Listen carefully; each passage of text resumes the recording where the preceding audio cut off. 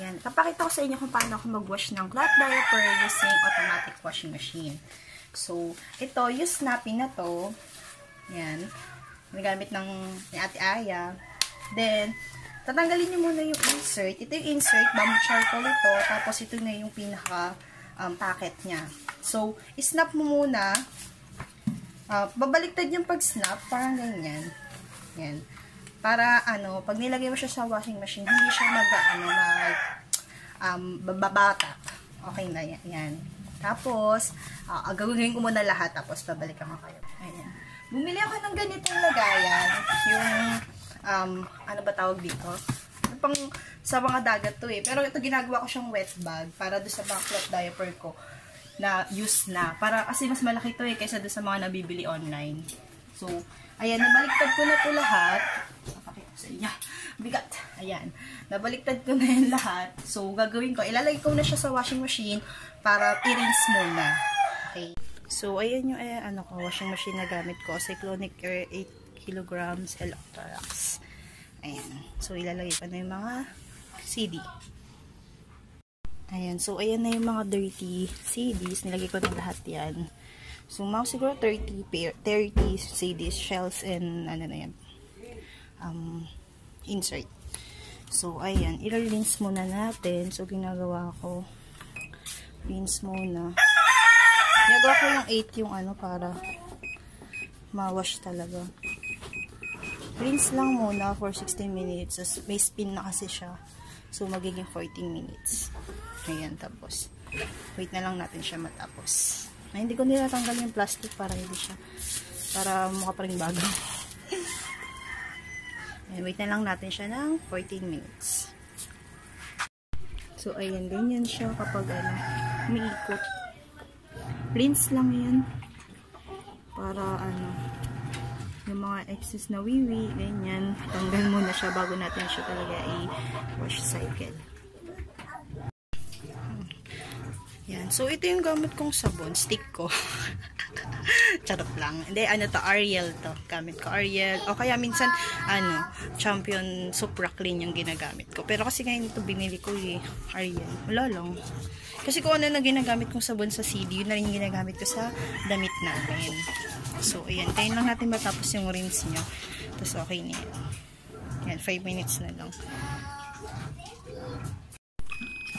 Ayan. So, tapos na yung rinse natin. So, open ka na. Ayan. So, yan na siya. So, ito yung may lagayan kasi siya ng softener tsaka detergent. Pero ito, tanggalin mo lang to para, powder yung pwede mo ilagay. Pero sa akin ginagawa ko kasi, dinidirekta ko na siya dito.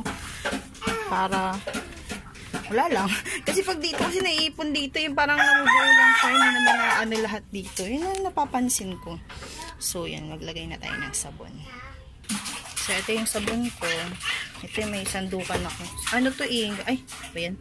Galing to sa Tough. Hindi ko alam kung anong sukat nito. Basta ganito. 3 ganito yung nilalagay ko. Ayan.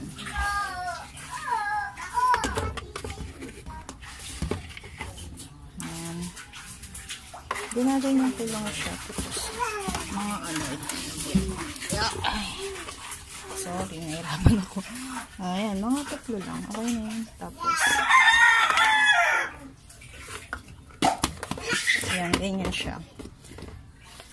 So, hindi mo na siya nalagyan ng softener kasi yung CD hindi naman pwede siya lagyan ng downy, kung ano-ano. Sabon lang. Tapos, minsan sa last rinse, nalagyan ko siya ng suka para ma-disinfect siya. Ayan, so, close ko na. So, on ko na. Kasi yung ganun din, 8 pa din yung tubig. Regular lang ako, regular. Tapos, yung rinse ko, ginagawa ko siyang 3 times para malinis na malinis. Tapos, extended yung spin niya. Kasi ito, maganda to sa washing machine na to kasi may clean tab na. Ewan ko lang kung nalilinis talaga, pero sabi kasi nalilinis na talaga siya, yung loob niya. Para kahit daw yung, kasi diba iba namumbo na yung, dumi sa loob. So, magiging 68 minutes siya. So, pag tapos ng 68 minutes, yung sampay na, mapapakita ko kung paano ko naman siya isampay. Tapos, so, start na natin yan.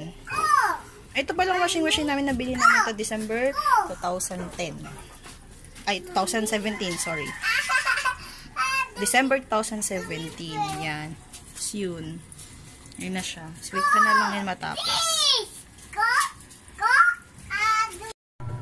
Ayan. Ayan yung mga tilaok ng tilaok kanina. Napakaingay. Ano? Ayan, anak yan ng papa ko. Marami sila actually. Ngayon, tahimik na kasi nasa camera.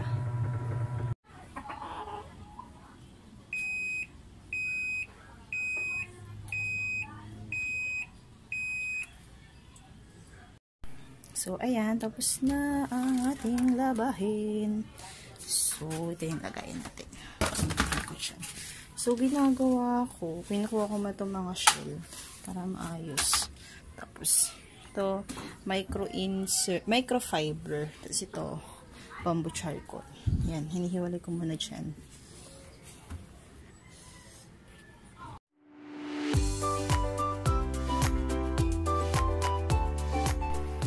So, dito ako sa kwarto, dito ako magsasampay kasi sa hapon may nagpapausok din sa labas. So, ang pangit naman, 'di ba, kalalaban mo na tapos amoy usok na.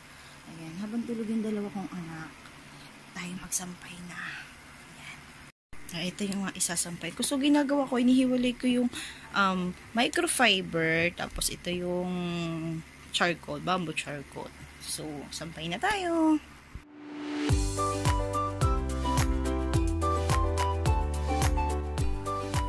So, ganito ako magsampay ng insert. Insert lang to. Ito, magkakasama yung microfiber, tapos ito yung mga bamboo charcoal. Ayan, magkakasama sila. Ayan, ganyan lang siya. Sunod naman dun na. So, ayan, may nagising na bata. Hindi na ako matapos-tapos. Hi! Hi ka! Hi po, ako po si Esa. Ayan, so, ayan. So, ito yung mga shells ko. Iba-iba brand nito. Meron akong Kegelbaum, Buldet. Ito pala, Buldet.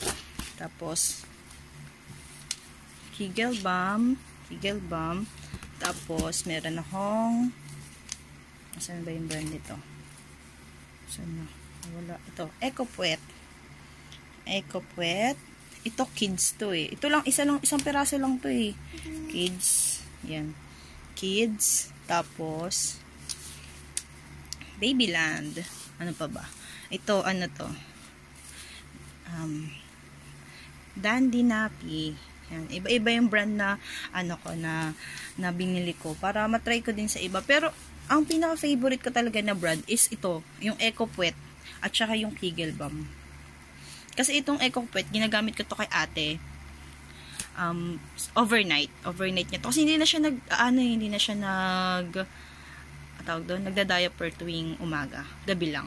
Tapos ito naman mga Kegelbaum, kay kay Esa. So, ayun. Ayan. So, inuuna ko muna yung mga Ecopuet. Ito, Ecopuet. Yung kay ate, inuuna ko muna yung mga yun. Ayan. So, habang nagsasampay ako, chikahan muna tayo. So, nag-start ako mag-CD is nung 1-year-old na si ate. Kasi, late ko na rin na-realize na maganda pala mag-CD kasi nung una kay ate parang natatamad ako maglaba ng sobrang dami, pero actually talagang nakakatamad dahil sobrang dami, kaya sobrang laking tulong din talaga nung meron kang automatic washing machine kasi kapag wala kang automatic washing machine nakakapagod as in. Kasi nung first month namin na di hand wash lang ako kasi wala pa naman kaming automatic washing machine noon, nakakapagod as in. Tas buntis pa ako nun kay Esa. Kaya talagang parang feeling ko mag-give up na ako. Pero kagandahan talaga sa cloth diaper, ito nga reusable siya, washable, and eco-friendly. Kasi, unti lang talaga basura, tsaka hindi mabaho. Kasi nung kay Aya nun, syempre, ang baho talaga. Lalo pag kumakain na siya, di syempre yung pupo niya, ang baho na. Ito, sa una, syempre parang nakakaano rin, pag kalaba ka ng may pupo. Pero syempre, diba, baby mo naman yun, bata pa naman yun eh. Di naman yung kagaya ng pupo natin. So, okay lang din. So, itong paglalaba ko pala nito, ng mga CD ko, ito yung way ko ha. Hindi ko sinasabi na ito yung tama, pero ito yung way na ginagawa ko. So far naman, 1 year na mahigit na ganito yung ginagawa ko. Wala pa naman na de-delaminate, wala namang nasisira na diaper. Kaya so, feeling ko effective naman yung paglalaba ko ng ganun. Tsaka hindi siya mabaho. Amoy ano siya. Kaya maganda talaga yung Ariel o kaya Supra Clean. Yung Champion Supra Clean. Kasi, nawawala yung amoy niya. Ganun. Pero nakapag-strip naman na ako minsan. Parang last month, nag-strip ako. Kasi 1 year na rin eh. Kaya in-strip ko na. Ayan. May nanggugulo sa mga sambayan. Sa sa ginagawa ko. Ayan. Para sa mga first time ma'am siguro talaga, malaking tulong din to. Siya kasi tipid. Sobrang tipid niya. Kasi, kung magkano yung diaper, ito, medyo pricey sa una, pero pag naman, naipon na. Marami ka nang magagamit. Tsaka pala, sobrang dami ko dati na CD. Parang na-addict ako. Kaya lang, siguro kung wala kang washing machine, yung feeling mo magka-hand wash ka lang, mas okay na yung mga 10 pieces lang, para hindi ka tatama rin. Kasi kapag sobrang dami mo na ng marami ka ng CD, nakakatamad. Pag nakikita mo yung lagayan mo na, pag sa may lagayan mo, ang dami pa, parang nakakatamad maglaba. Kasi, marami pa naman, tsaka na ako maglalaba. Ganun ako minsan. Ayan. Tapos, dati, ang dami ko talagang, ang dami ko CD. Pinagbibenta ko na lang kasi, hindi ko naman na masyadong magagamit lahat. Tsaka yun nga, parang, feeling ko tinatamad ako kapag, kapag, ang dami ko nakikitang, na meron pa. So, binawasan ko. Ito ngayon, yung CD nila nasa 32 na lang ata, or, hindi, 36, mga ganun. Hindi ko na masyadong nabilang kung ilan na eh. Pero medyo madami-dami pa naman. So, ayan. So, ito ginawa ko pala. Ito, EcoPwet to. Ganyan siya magsampay. Kita nyo ba? Pakita ko yung sa may kigil bang mas kita kasi yun. Gusto may mga design ko eh. Ganyan siya. Para yung elastic niya dito hindi nababanat. Kasi kapag yung patayo siya. Pagpaganito yung sampay mo. Tapos, kunyari, wala ka yung dryer. Di yung mga tubig.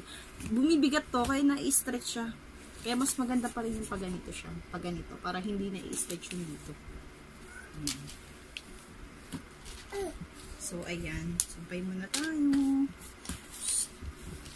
Para makuliti.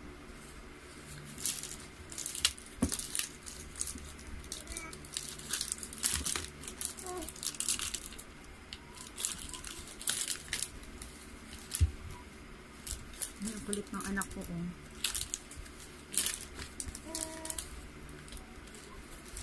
Hi ka sa kanila. Hi! Hi! Yan ito, nakasili siya ngayon. Sinasakot ko. Nung si Esa nun, siya exclusive siya. Puro cloth diaper lang talaga pinapasuot ko. Tapos, mas maganda pala kung magko-cloth diaper ka is breastfeed yung baby. Tingin ko lang kasi nung kasi minix ko dati si ate, napansin ko, grabe yung ihi niya. Kasi nag-formula siya, grabe yung ihi niya. Ito yung pagsampay ng Ayan. Grabe siya umihi nung nag-formula siya, as in, punong-puno palagi. Tapos minsan natatagusan pa, sobrang daming ihi niya. Kaya parang mas okay kung pag breastfeed kasi, diba, hindi naman masyadong mawiwi. Si Esa, kahit pag overnight niya, ang ginagawa ko, microfiber, tapos pinapatungan ko ng bamboo charcoal. Kaya ayun, maganda siya. Hindi siya tumatagos. Kaya minsan din yung ginagawa ko. Nung inano siya, in-exclusive ko siya. Pero ngayon kasi nilalagyan ko siya ng siya din disposable. Minsan ko siya sa gabi. Kasi sa gabi siya nagpupo. Siyempre, nakakatamad na maglaba. Technique pala dito. Siyempre, kapag maghuhubad ka na, every 3 hours, 4 hours, mo na siya, ipi-pre-wash mo na siya, lalo kapag may poops. Ganun ginagawa ko, pinipre-wash ko na siya, tapos, nilalagay ko nga dun sa may lagayan ko, dun sa may dry bag ko. Wet bag, dry bag, basta doon. Nilalagay ko na siya doon, pre-wash na siya. Pero kapag i-wash mo na talaga siya, ko pa ulit, binabanlawan ko pa ulit. Pero gamit na yung washing machine na. Yung automatic washing machine. Para mas mabilis na. Ayun lang. Wait lang, sasampay na ako. Tapusin ko na to. Ang dal-dal ko.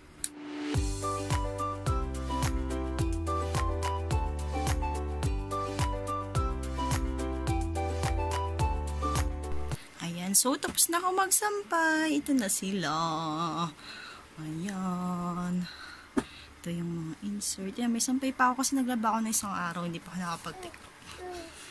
Yan.